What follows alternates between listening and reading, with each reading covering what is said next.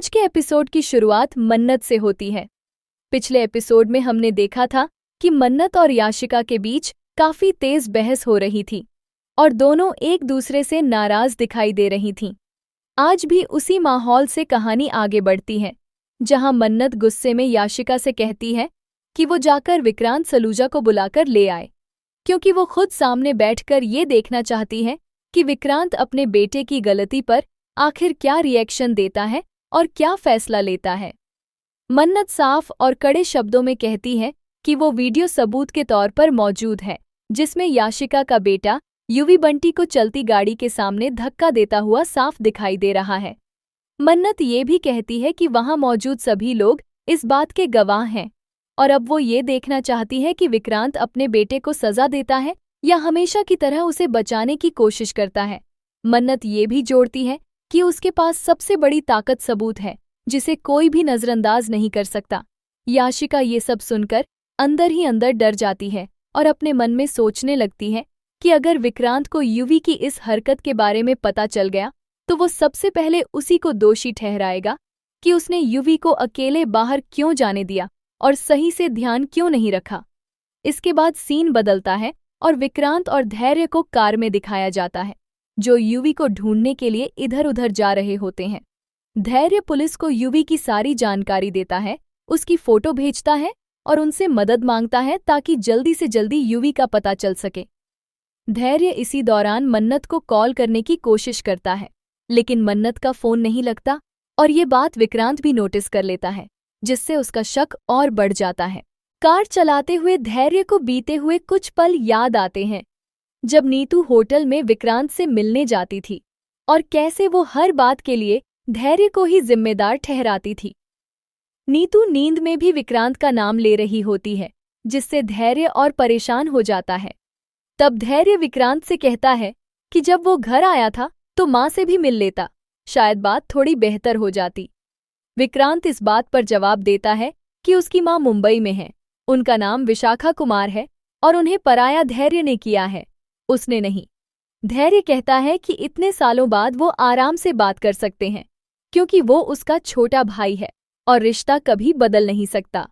लेकिन विक्रांत गुस्से में साफ कह देता है कि वो उसका भाई नहीं है, क्योंकि एक भाई कभी अपने भाई का प्यार नहीं छीनता और उसकी जिंदगी बर्बाद नहीं करता। दोनों के बीच बातचीत धीरे धीरे बहस में बदल जाती है। धैर्य समझाने की कोशिश करता है कि अगर विक्रांत का प्यार सच में सच्चा होता तो वो शक नहीं करता, क्योंकि जहां सच्चा प्यार होता है वहां सवाल और शक की कोई जगह नहीं होती। लेकिन विक्रांत का मानना होता है कि धैर्य ने उसकी खुशियां छीन ली और उसकी जिंदगी को गलत दिशा में धकेल दिया। विक्रांत पलटकर धैर्य पर तंज कसता है और कहता है कि इंसानियत गिराने में उसे हर साल प्रमोशन मिल रहा है और वो दूसरों की जिंदगी में दखल देने में माहिर हो चुका है। वो ये भी कहता है कि धैर्य ने उसकी पत्नी को अपनी फैमिली बना लिया और खुद को सही साबित करने की कोशिश करता रहा। इसी बीच धैर्य को एक कॉल आता है, जिसमें बताया जाता है कि युवी होटल के पीछे मिल गया है। ये सुनकर धैर्य थोड़ा शांत हो जाता है और खुद से कहता है कि उसे इतनी तेजी से गुस्सा नहीं करना चाहिए था। फिर वो बिना कुछ कहे कार मोड़कर युवी के पास चला जाता है। दूसरी तरफ मन्नत याशिका से दोबारा पूछती है कि उसने अब तक विक्रांत को बुलाया क्यों नहीं और सबके सामने सच्चाई आने से क्यों बच रही है। याशिका युवी को लेकर वहां से जाने की कोशिश करती है। युवी नाराज होकर कहता है कि वो बड़ी को कॉल क्यों नहीं कर रही और उसे उस लड़की को पनिश करना है जिसने उसके साथ ये सब किया। कुमार देख लेता है कि याशिका और युवी होटल आ चुके हैं और वो तुरंत विक्रांत को फोन करके ये जानकारी दे देता है कि युवी सुरक्षित होटल में है। धैर्य कहता है कि इतने सालों बाद वो आराम से बात कर सकते हैं, क्योंकि वो उसका छोटा भाई है। लेकिन विक्रांत गुस्से में कहता है कि वो उसका भाई नहीं है, क्योंकि एक भाई कभी अपने भाई का प्यार नहीं छीनता। विक्रांत कहता है कि धैर्य ने उसकी खुशियां और पूरी जिंदगी बर्बाद कर दी। दोनों के बीच काफी तीखी बहस हो जाती है। धैर्य कहता है कि अगर विक्रांत का प्यार सच्चा होता तो वो शक नहीं करता। जहां सच्चा प्यार होता है वहां सवाल नहीं होते।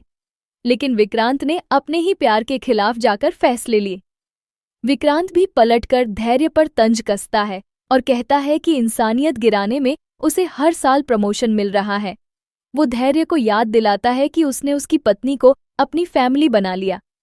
इसी बीच धैर्य को कॉल आता है और पता चलता है कि यूवी होटल के पीछे मिल गया है। धैर्य खुद से कहता है कि उसे इतना गुस्सा नहीं करना चाहिए था और वो यूवी के पास चला जाता है। दूसरी तरफ मन्नत यशिका से पूछती है कि उसने अब तक विक्रांत को बुलाया क्यों नहीं। यशिका यूवी को लेकर वहां से जाने लगती है। यूवी कहता है कि वो बड़ी को कॉल क्यों नहीं कर रही और उसे उस लड़की को पनिश करना है। कुमार देख लेता है कि यशिका और यूवी होटल आ गए हैं और वो विक्रांत को फोन करके बता देता है।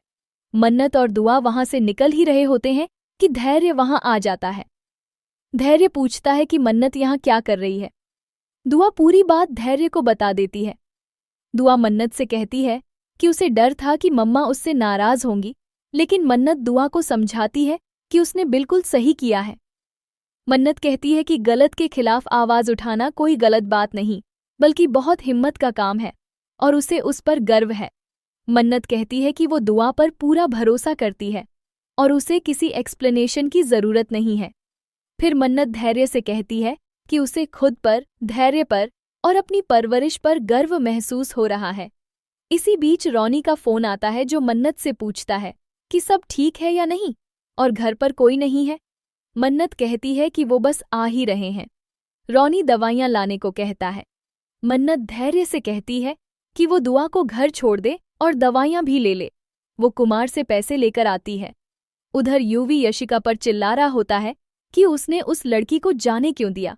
तभी विक्रांत वहां पहुंचता है और यूवी को गले लगा लेता है। यूवी रोते हुए कहता है कि उस लड़की ने उसे मारा और सब उसका मजाक उड़ा रहे थे। विक्रांत यशिका से पूछता है कि क्या हुआ था, लेकिन यशिका पहले चुप रहती है। फिर वो कहती है कि यूवी होटल से निकल गया था और कुछ बच्चों से उसकी लड़ाई हो गई थी। यशिका कहती है कि उसे लग रहा है कि यहाँ सब कुछ गलत हो रहा है और उन्हें वापस मुंबई लौट जाना चाहिए। यूवी भी कहता है कि वो यहाँ नहीं रहना चाहता। इधर मन्नत होटल पहुंच जाती है और रूम नंबर भूल जाने की वजह से नीचे आ जाती है। जैसे ही वो नीचे आती है उसी वक्त विक्रांत भी यूवी के साथ वहां पहुंच जाता है और अगले एपिसोड के प्रोमो में दिखाया जाता है कि विक्रांत और मन्नत के बीच जबरदस्त टकराव होता है। विक्रांत मन्नत पर इल्जाम लगाता है कि उसकी बेटी की वजह से यूवी को चोट लगी और अब वो पैसे मांगने आई है। विक्रांत यहाँ तक कह देता है कि गलती उसकी नहीं बल्कि मन्नत की परवरिश की है। इस पर मन्नत गुस्से में चिल्लाकर कहती है कि उसे अपनी परवरिश और अपनी बेटी पर बहुत गर्व है। इसी के साथ आज का एपिसोड खत्म हो जाता है।